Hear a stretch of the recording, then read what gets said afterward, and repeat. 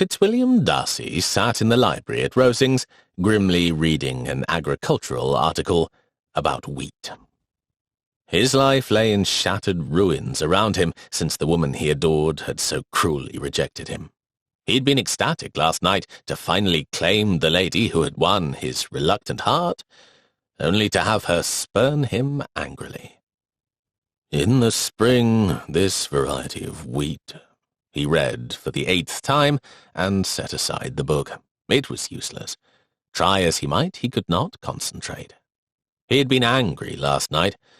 No, he had been furious, and when he wrote the letter describing his dealing with Miss Jane Bennet, Mr. Bingley, and the foul Wickham, he had done so out of a sense of deep outrage and a need to defend his own honour. Now that he had written the letter and delivered it to Miss Bennet, all he could do was grieve over his own idiotic heart, which had lurched into love with a woman who was not worthy of the Darcy name. Or was she? He had, he acknowledged reluctantly, been entirely too cocksure in his offer.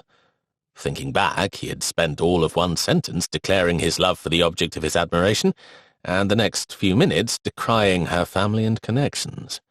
Elizabeth Bennet was a spirited young woman, and obviously his manners had not recommended themselves to her from the very beginning. How could he have been so confused, so wrong about her? He had assumed their frequent walks through the park here at Rosings had been a joy to her as much as to him, when in truth she had been merely tolerating him. The sad truth was that he had never so much as considered that a woman would reject him.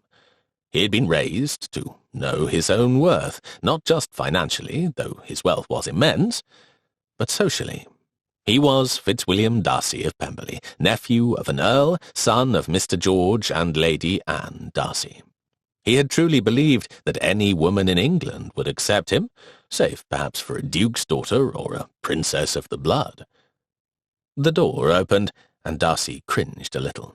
He had hidden himself in the library to get away from everyone, and did not care to interact with even a maid. A moment later he was on his feet, his mouth gaping unbecomingly. Miss Elizabeth Bennet stood before him, with Colonel Fitzwilliam at her side. The lady looked distinctly uncomfortable, and Darcy compressed his lips as he wondered what else could go wrong on this day. "Miss Bennet," he heard himself say as his body and mouth, propelled by years of training, bowed and spoke appropriately. "Miss Darcy," Elizabeth responded, curtsying.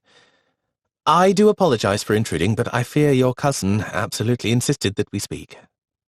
Darcy glared at his cousin, who, to his surprise, glared back. "What is it, Richard?" he inquired in offended surprise. If anyone was to be distressed, it should be himself, not his cousin. "What is it?" the military man repeated, stepping forward to poke Darcy in the chest with one sturdy finger. "What is it? Miss Bennet informs me that repulsive excuse of a man, George Wickham, is currently residing in Meryton, and you did not inform me." Darcy stared at Richard in bewilderment, and then looked at Elizabeth, whose own colour was heightened. "You said I could consult the Colonel on the matter of Mr. Wickham," she explained nervously, "so I asked him to read the letter." Darcy straightened slightly more, glad once again for his height. He always found looming over another man to be a helpful tactic when he was uncomfortable. "I assume you confirmed that Wickham is a scoundrel?" he inquired coldly. "Of course I did," Fitzwilliam replied, his jaw tight. "And I apologized for having an idiot of a cousin who does not know how to properly offer for the hand of a lady.